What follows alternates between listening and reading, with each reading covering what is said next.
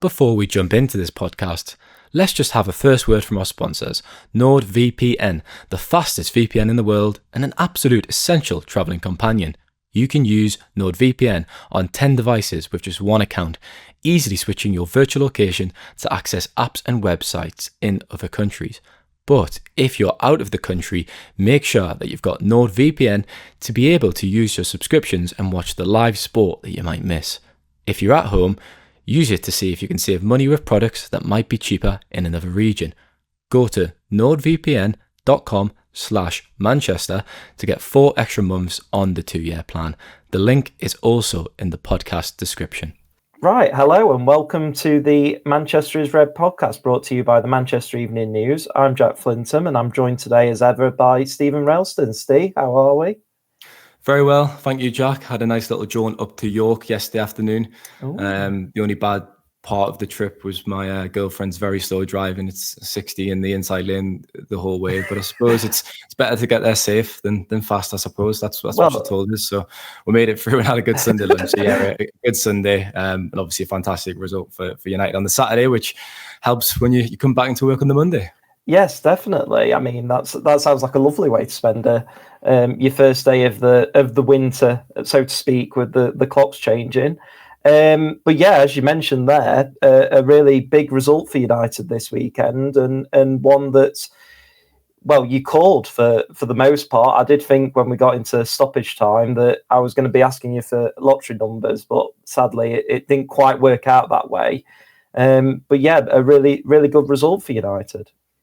Yeah, I'd said 3-1, didn't I think, on the preview podcast when you asked myself for a score prediction, and for a certain moment, for a few minutes in the game, it did look like it was going to go that way. But 4-2 in the end, a really big win for United. They'd last won 3 league games on the bounce in February 2024. Erik ten Hag was on the ropes shortly after that spell, and Ruben Amorim has got back up from the canvas. You can tell I've been watching that. I watched the boxing on Saturday night when I came home from the game, the Joseph Parker fight. So that was a great fight. A huge win. Amorim was asked during his press conference whether it was actually bigger than Liverpool. And he said that it probably was, that he agreed. It certainly feels that way because United are now officially in form. You can win one game and perhaps you wonder, was it a fluke? Could they do it again? But they've now won 3 on the bounce. And that Sunderland match, obviously Sunderland were flying before that game. They were 5th, but were probably thought to take it with a pinch of salt because they're expected to be at the bottom of the Premier League.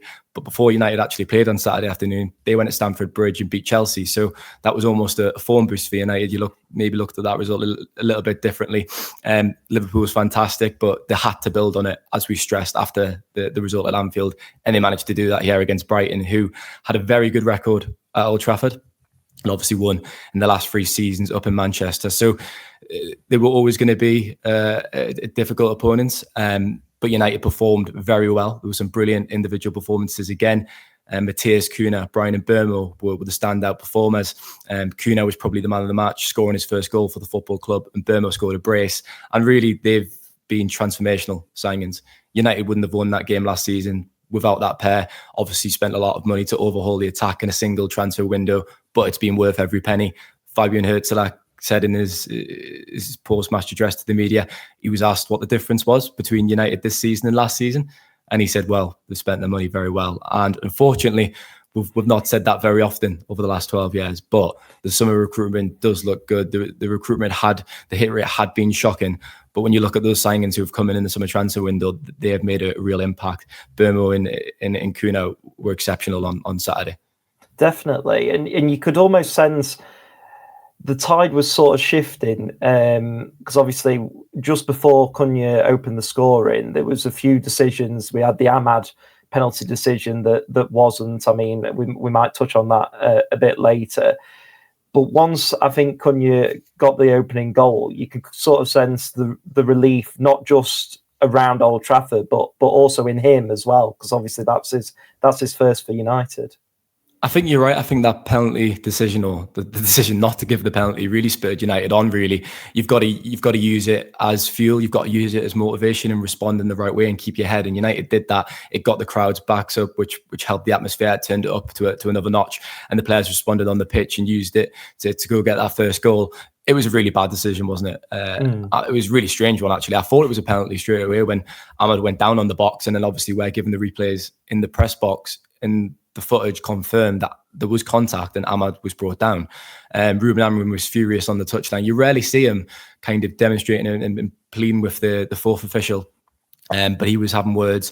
He was clearly very cross, and rightly so. He was to feel aggrieved, very understandable, because again, that was a penalty. But Matheus Cunha opened the score, and shortly after that, what a brilliant goal. I think when me and David discussed our kind of player ratings recently, we kind of had a slight difference of opinion on Cunha and how he performed this season. I made the point that I actually thought his overall performances were very good and he'd made a huge impact.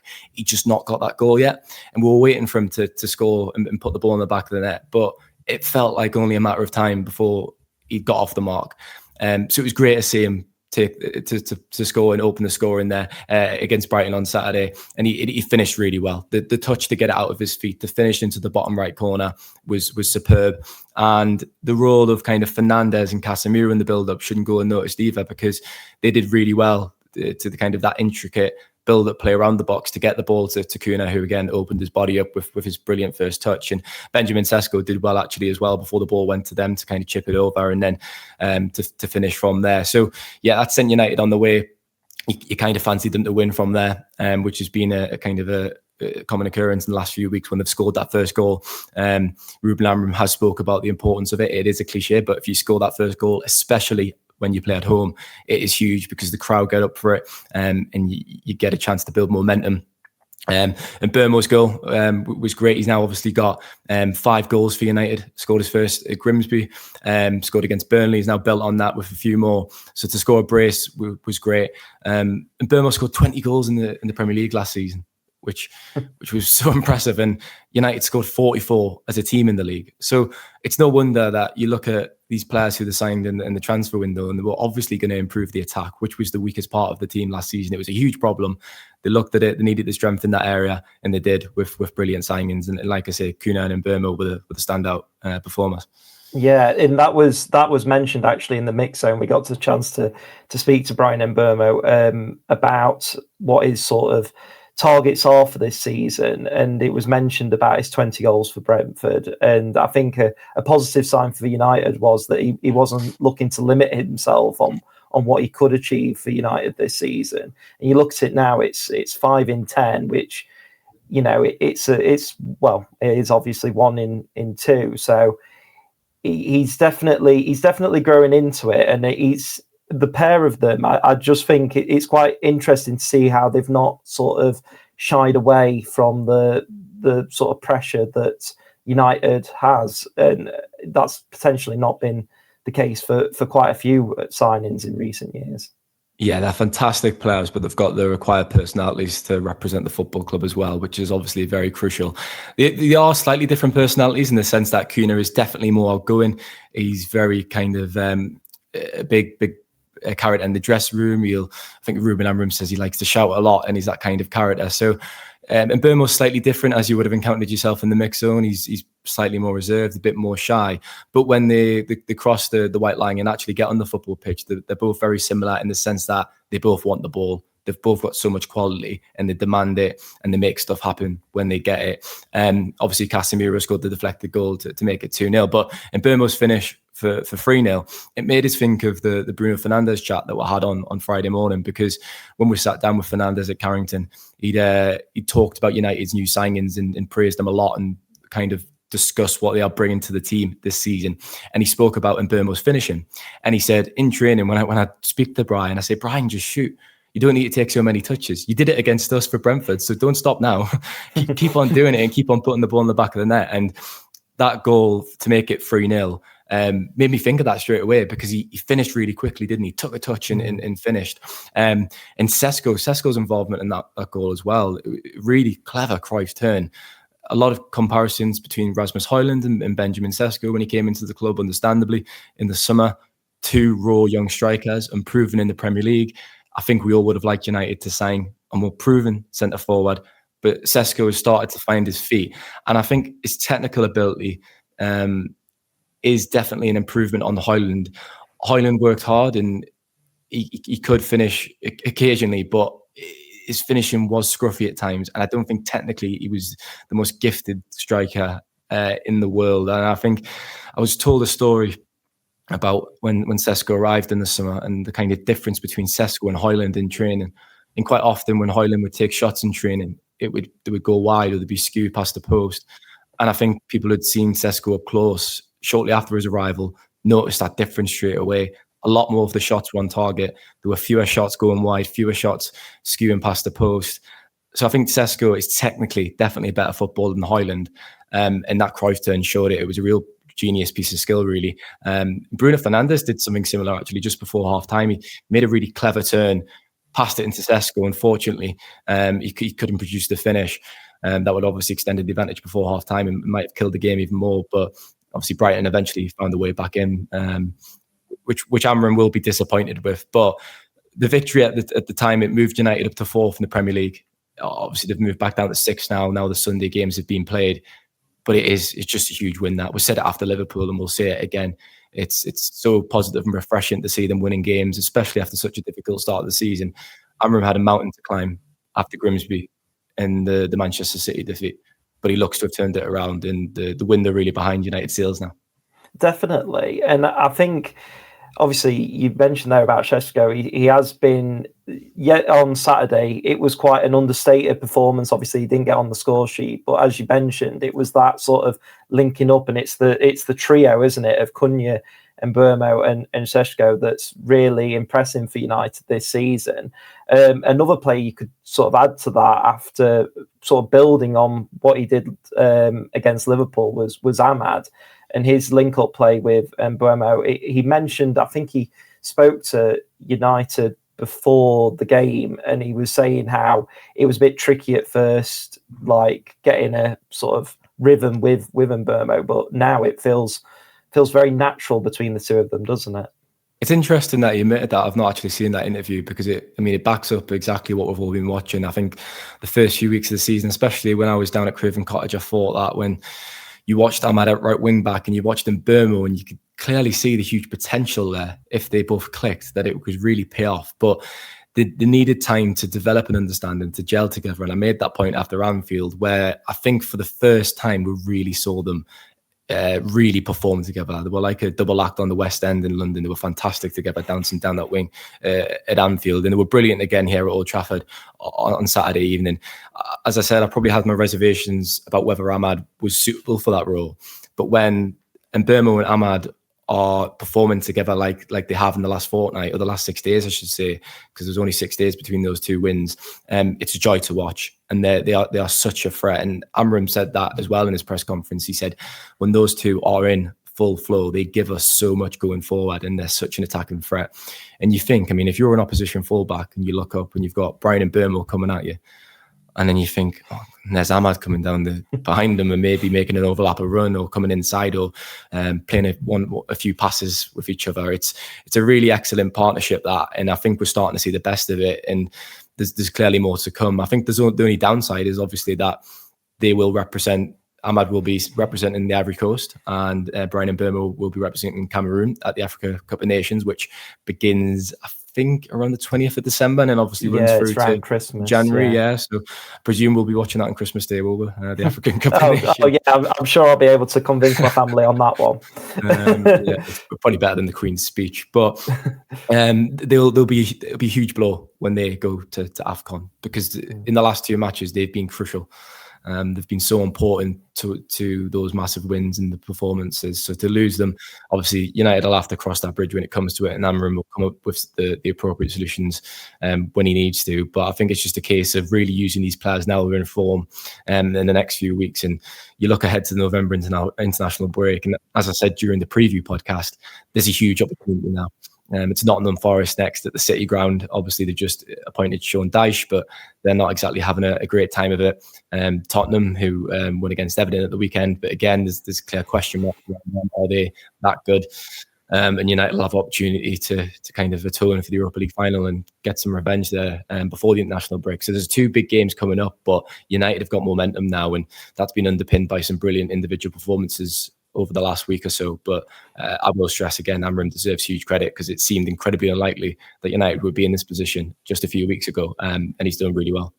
Yeah, definitely. And just before we take our break, obviously, before the game, it was Bruno Fernandes. We were talking about how he's coming up to his 300th appearance. I don't think there was really any doubt, although Amram tried to drop a little bit in his press conference that he'd start against Brighton. He wasn't necessarily the star man. We've said about Cunha and Mbeumo really stealing the headlines, but I have to say I was guilty at the time of not spotting his role in the winner, and it was only once I watched it back on Match of the Day that was really special, and it just shows what he brings to United, doesn't it?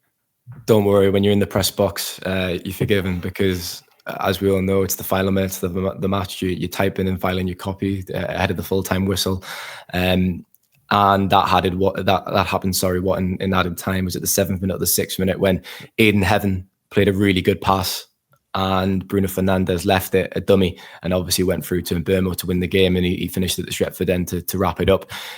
The dummy from Fernandes was basically the assist, wasn't it? I mean, not to take away from Heaven, because his pass was really good to find Bryan and Mbeumo, but Fernandes' dummy was superb, and he's such an intelligent footballer. We know that by now. He sees things that other people don't see. I often think when you watch Fernandes, he thinks almost 2 phases of play ahead of the normal person. So if we're watching a game and we can see certain things develop, or where a pass might go, Fernandes is already ahead. He's already made a decision about where he wants the ball to go and how he can influence that. He's a really silky footballer, just magic with the ball at his feet. And yeah, again, a really good performance is obviously his fringe of appearance for the football club. But what more is there to say about Bruno Fernandes? We've already said it, haven't we? He's wonderful, yeah. Yeah, definitely. Well, we'll take a short break there, and join us again for more on the Brighton game.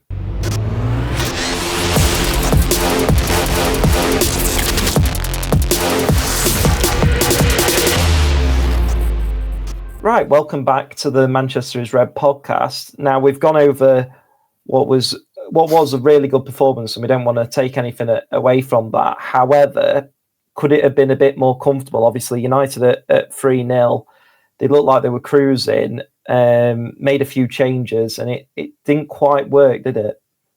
Yeah, Amram said it wouldn't be Manchester United without a bit of suffering, and that's what it certainly felt like at the end of the game. It was unnecessarily nervy again, and it did get a bit nervy in those closing stages until Mbeumo popped up to make it 4-2.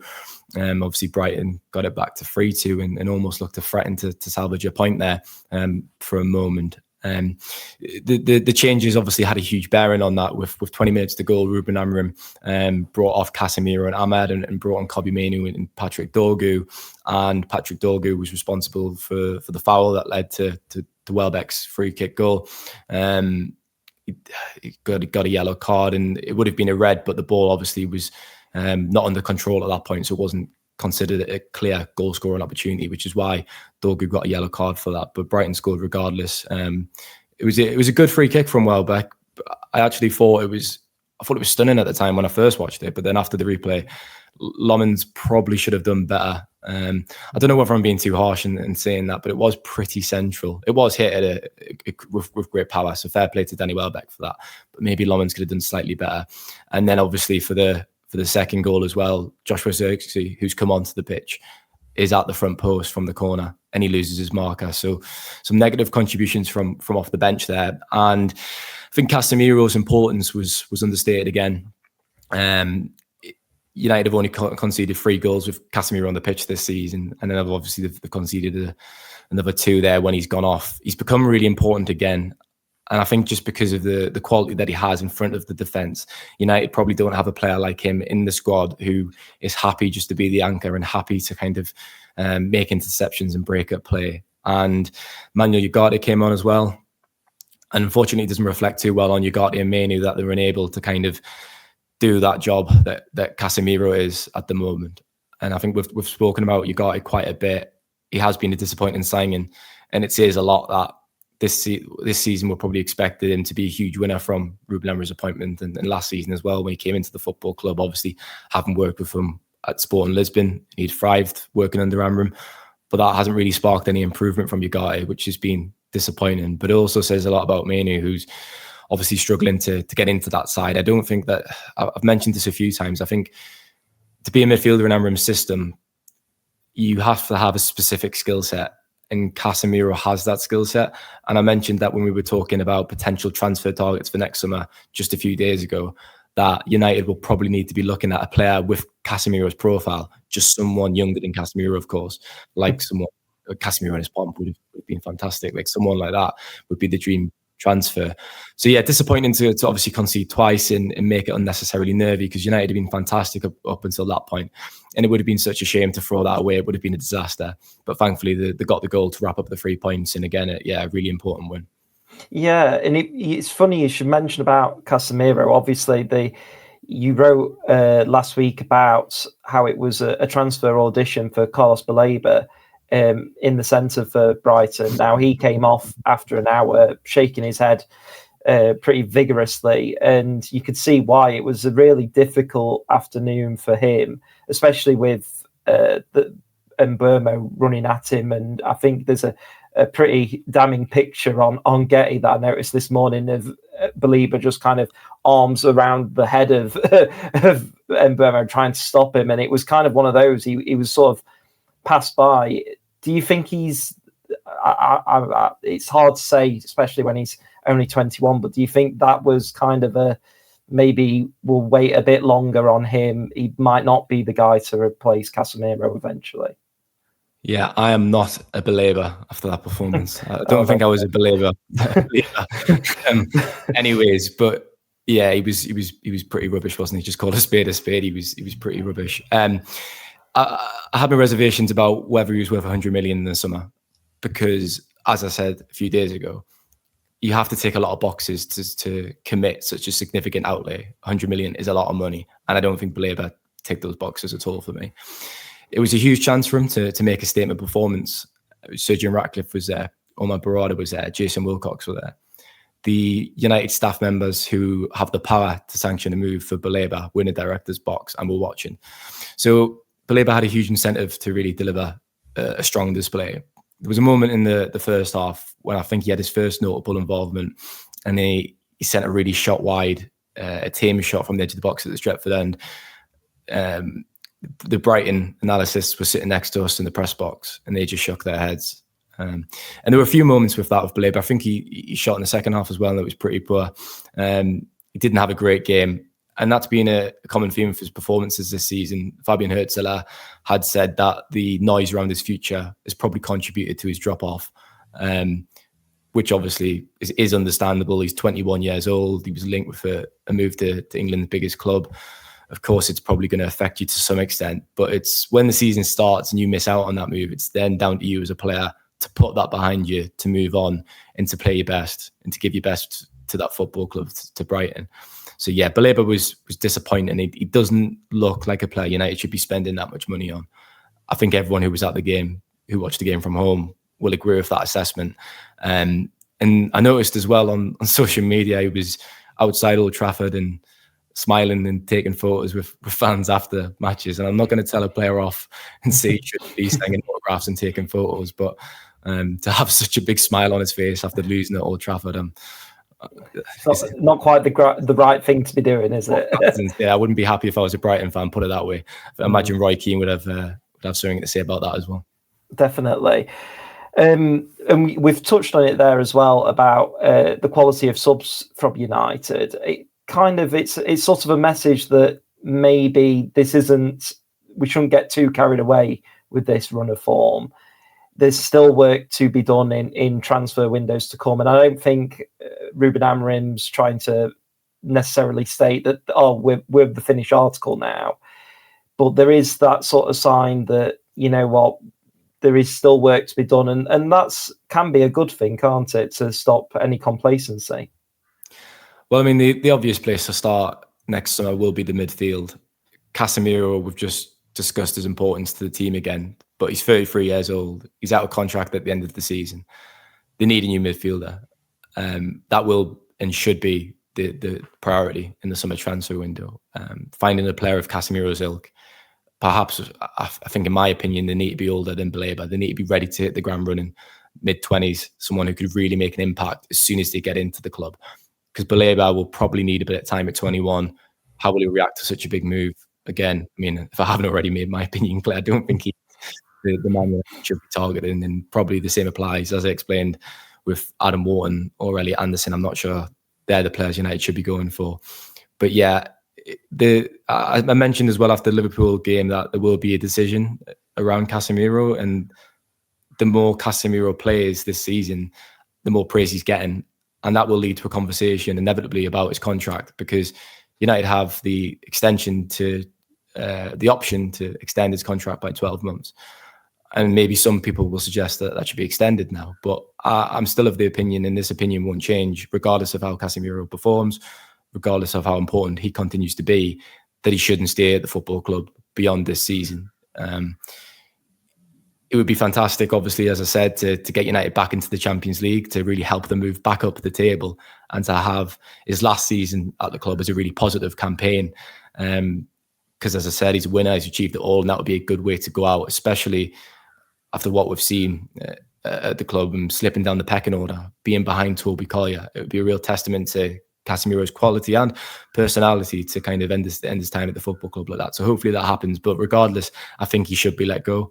And then United need to sign a replacement in the summer transfer window. But yeah, in terms of the substitutes that kind of came on and had a detrimental impact, United obviously need more quality. There is more work to do, but you can't do it all in one transfer window. They spent, I think, almost £250 million, excluding add-ons, etc., in the summer transfer window. So they did spend a lot of money. They looked at the attack. They wanted to overhaul that in one window. And as I said, they scored 44 goals in the league last season. They really struggled to score goals, but thankfully we're not really seeing that problem this season. That they're so much more of a threat going forward, and it's so refreshing to watch.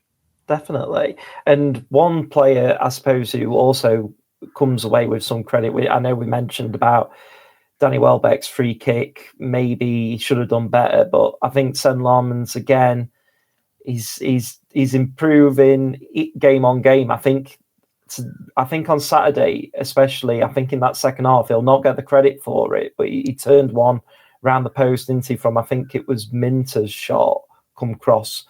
But yeah, he was once again very impressive. I thought very commanding of his area, wasn't he?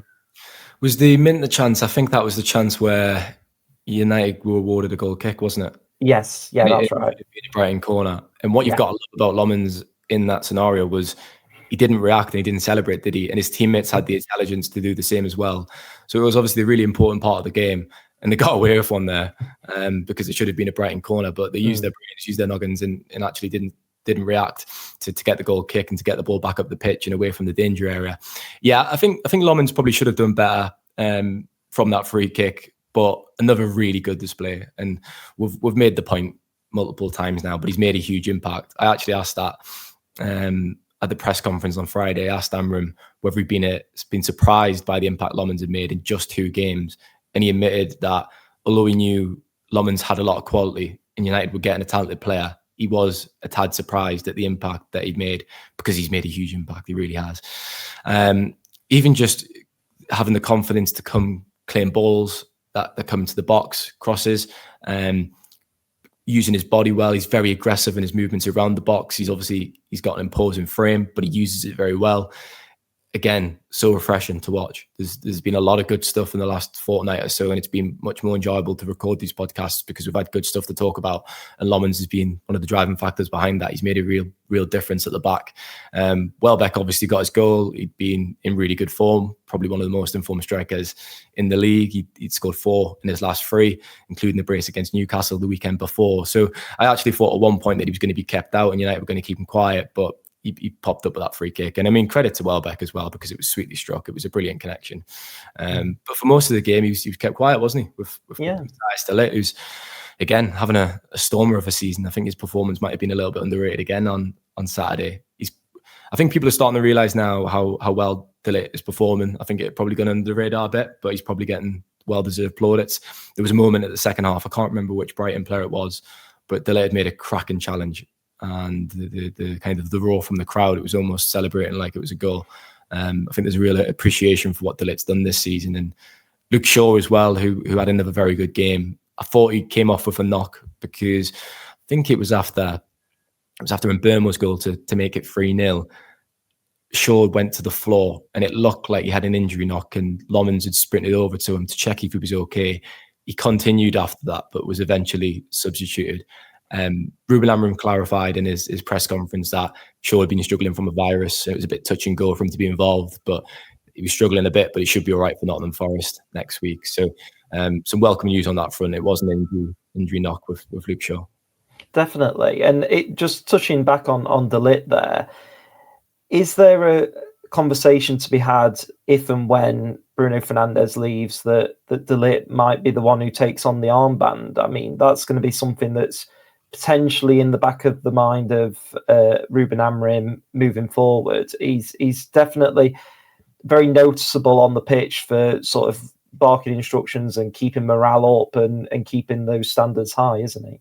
Well, Jack, I'm offended because you clearly didn't read the interview with Fernandes on Friday. That he's very happy with his family, that he kind of wants to stay at the football club. He wants to win the Premier League. Obviously, we discussed the interest from Saudi Arabia in the summer, advice from his wife, from Ronaldo, etc. So it's worth reading that piece if you still haven't checked it out. But you're right, though, there will be a decision to be made on Fernandes eventually, and he said he won't discuss his future with his agent until after the World Cup if clubs are trying to make offers again. But I could probably imagine him staying next summer. I think that's the way it'll go. Sorry, I've waffled on there, Jack. What was the question? It was more on sort of De Ligt and his sort of leadership role. Yeah. Sorry. The ironic thing is, De Ligt wasn't in the leadership group in the summer. We discussed that. I mean, he clearly is a leader and a huge character, but he wasn't actually put in that leadership group. I understand that you can't have everyone, can you? You can't put 10 players in that leadership group because otherwise it just makes a mockery of it. But you're right. He is a huge leader. He's a big personality, and he's led with his performances on the pitch, hasn't he? He's set the standard in that sense. So, yeah, he's definitely in the conversation with the leadership group, but. Fernandes is the captain, isn't he? And I can't see him leaving anytime soon. Yeah, definitely. It's not going to try and rush him out of the door. Definitely. But yeah, I suppose now moving on, it's 3 wins in a row. Next up is Nottingham Forest. They lost yesterday to Bournemouth. Two pretty strange goals. One a bit of a fluke, and another a really good strike. They've obviously got Sean Dyche at the helm now. It'll be the first time he's managed them at the City Ground for a Premier League fixture. It's important just to keep this rolling on and keep the good performances going. Yeah, when the bookmakers kind of priced up the next Premier League manager to be sacked recently, and Postecoglou and Ruben Amorim were around a very similar price. I think Postecoglou was just the marginal favourite, with Amorim second favourite behind him. Postecoglou's been sacked. Sean Dyche has come in, but Amorim's upset the odds, hasn't he, with this little turnaround here in the last couple of weeks. It's been really impressive. I'm not sure any of us actually predicted this, because after Brentford, although I was reluctant to say that he should be sacked, and I thought he should be given more time, because I thought, as I said multiple times, they'd made a few important signings and there was logic in giving him a few more weeks because they'd come this far. I wasn't probably convinced that he would turn it around. I probably thought, and I said it on the podcast and I wrote it, I thought it was very unlikely. All the stats said it was very unlikely. The performances said it was unlikely. His body language said it was unlikely. And yet, here we are, United 6 in the table. They've won 3 games on the bounce for the first time in over 18 months in the league, and the positivity's back. So you've got to tip your hat to Ruben Amorim. He's enjoyed a fantastic few weeks, a tenure-making or tenure-defining few weeks at the club. And United have just got to keep winning games. It's as simple as that. I know it's easier said than done, but they're performing very well at the moment. And when you win, it breeds confidence, and the players are looking confident. They're playing with real confidence. You can see it when they're touching the ball and maybe making a pass quicker than they would, and they're not second guessing themselves. So they're on a roll now. They're officially in form. And as you've said, that Nottingham Forest game at the weekend is another huge opportunity to get a 4th win in a row, because Nottingham Forest have sacked Postecoglou. Dyche has come in, and they're still very gettable at the back. And Dyche will inevitably tighten it up, and he's obviously got a decent record against United. I can't remember if I'm pretty sure it was David Moyes. Trying to think United's game at Goodison in March or April, but it was David Moyes at that point in charge. But Dyche, we all know what he's about. He'll tighten up the defence eventually, but hopefully it's just not tightened up that much by the time of Saturday's game at the City Ground. Definitely, and we'll be back on Friday to discuss that. But until then, thank you for joining me, Steve. You can catch all of the latest Manchester United news on the Manchester United news on the Manchester Evening News website. But until then, it's goodbye and take care.